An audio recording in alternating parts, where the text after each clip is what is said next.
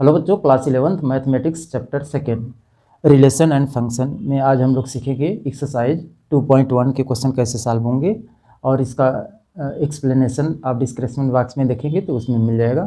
तो इसमें question number first देखिए लिखा गया है एक्सरसाइज 2.1 में लिखा है इफ़ ब्रैकेट में x/3 + 1 y - 2/3 = 5/3 1/3 find the value of x and y। x and y की वैल्यू फाइंड करना है। तो क्वेश्चन में है इफ़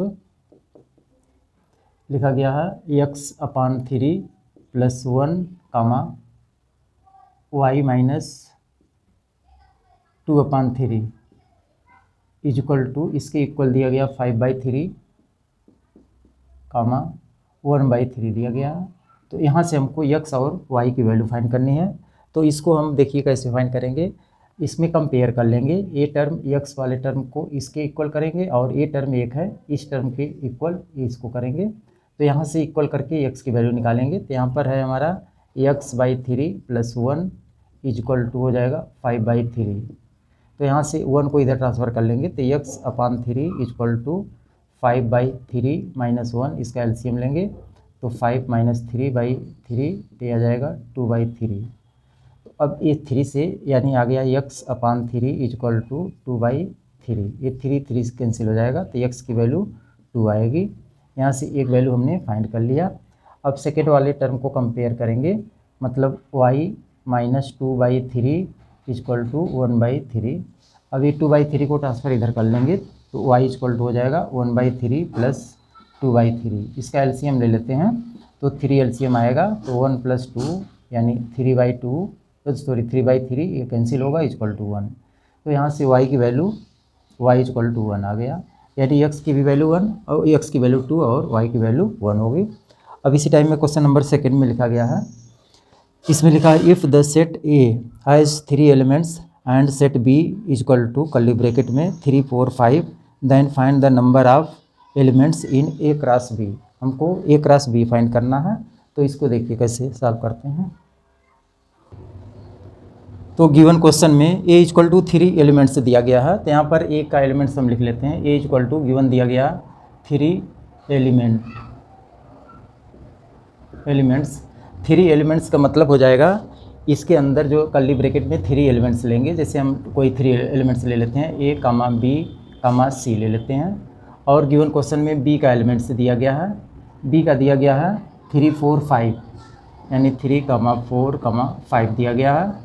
अब हमको फाइंड क्या करना है, इसमें A क्रॉस B फाइंड करना है, मतलब A क्रॉस B बताना है। तो ये वैल्यू क्या होगी। तो A क्रॉस B देखिए कैसे हम निकालते हैं।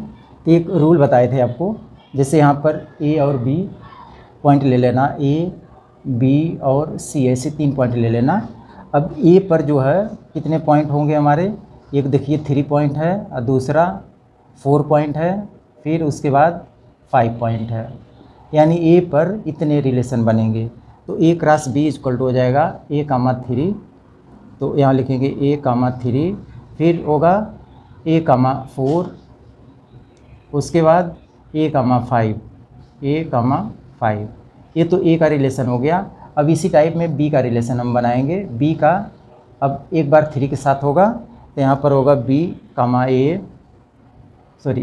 3, उसके बाद B का रिलेशन 4 में भी होगा ऐसे, तो B, 4, उसके बाद B का रिलेशन 5 में भी होगा, तो यहाँ पर हो जाएगा B, 5। अभी C पॉइंट है, इस पॉइंट का भी रिलेशन हम इससे 3 से बनाएंगे। तो यहाँ पर हो जाएगा C, 3, फिर उसके बाद C का रिलेशन 4 के साथ भी होगा, तो C, 4, फिर उसके बाद C का रिलेशन 5 के भी साथ होगा, तो ये C, 5। तो अब देखेंगे कितने टाइप्स में इसमें हमको फाइंड करना है कि कितने एलिमेंट्स बनेंगे। तो गिन लेते हैं 1 2 3 4 5 6 7 8 9। तो यहाँ पर टोटल 9 एलिमेंट्स होंगे, 9 एलिमेंट्स। तो यही आंसर हमारा आएगा। इसके बाद नेक्स्ट क्वेश्चन है, क्वेश्चन नंबर थर्ड में लिखा गया है if G = curly bracket 7, 8 and H = curly bracket 5 4 2 दिया गया है। हमको फाइंड करना है G cross H and H cross G find करना है। तो देखिए इसको कैसे फाइंड करते हैं। क्वेश्चन थर्ड में ये दिया गया है, जी की वैल्यू 7,8 एंड एच की वैल्यू 5, 4, 2 दिया गया है। तो हमको फाइंड करना, पहले जी क्रॉस एच फाइंड करना है। तो जी क्रॉस एच हम कैसे फाइंड करेंगे, जी क्रॉस एच। अब इसमें हम मल्टीप्लाई करेंगे जी क्रॉस एच में, मतलब जी की वैल्यू 7, 8 है और एच की वैल्यू 5, 4, 2 है। तो 7 का पहले 5 में होगा, तो यहाँ ब्रैकेट में 7,5, फिर दूसरे ब्रैकेट में 7,4, फिर 7,2। इस 7 का सब में रिलेशन कर लिए। अब उसके बाद 8 का सब में रिलेशन होगा, तो यहाँ पर लिखेंगे 8,5, फिर उसके बाद 8,4, फिर लास्ट में 8,2, 8,2। तो ये रिलेशन होगा हमारा जी क्रॉस एच का होगा। अब फिर उसके बाद फाइंड करना हमको एच क्रॉस जी फाइंड करना है। तो ये देखिए कैसे फाइंड करेंगे, एच क्रॉस जी।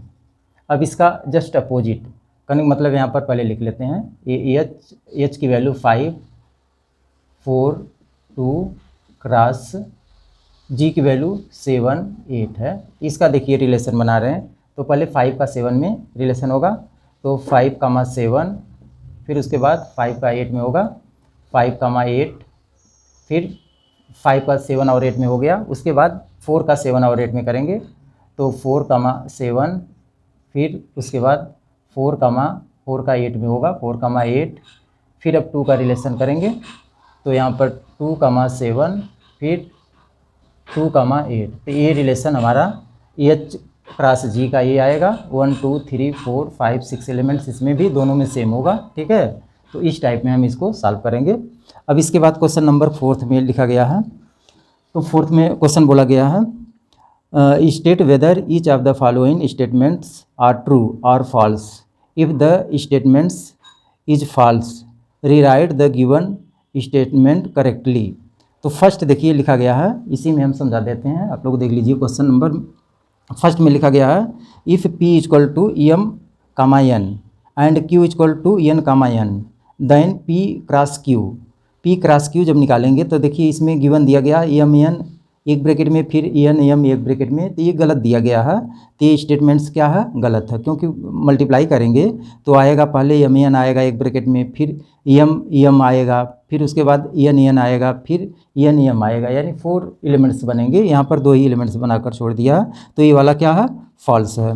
फिर उसके बाद सेकेंड पार्ट में दिया गया है, if A and B are non empty set then A cross B is non empty set of the order pair x, y such that x belong to A and y belong to B. तो ये हमारा correct होगा, क्योंकि ए cross B बोला गया है non empty set order pair x y में है, और x का एलिमेंट x ए का एलिमेंट्स है और x बी का भी, y बी का भी एलिमेंट्स है। तो ये जो होगा करेक्ट होगा स्टेटमेंट्स। इसके बाद थर्ड में दिया गया है, if A equal to curly bracket 1,2 B equal to 3,4 then A cross B intersection 5 equal to 5 दिया गया। तो हम जानते हैं बी इंटरसेक्शन 5 जब निकालेंगे तो हमारा आंसर क्या आएगा, इम्पटी सेट ही आएगा। जब इम्पटी सेट का मल्टीप्लाई अगर हम कर देते हैं, जैसे ए क्रॉस इम्पटी का मल्टीप्लाई करेंगे तो हमारा क्या आएगा, इम्पटी ही आएगा। तो ये वाला स्टेटमेंट्स हमारा क्या है, सही है। अब इसके बाद क्वेश्चन नंबर 5, इसके लिए नेक्स्ट वीडियो बनाएंगे, तो डिस्क्रिप्शन बॉक्स में देखिएगा, तो इसका आगे का सलूशन मिल जाएगा। Okay, thank you.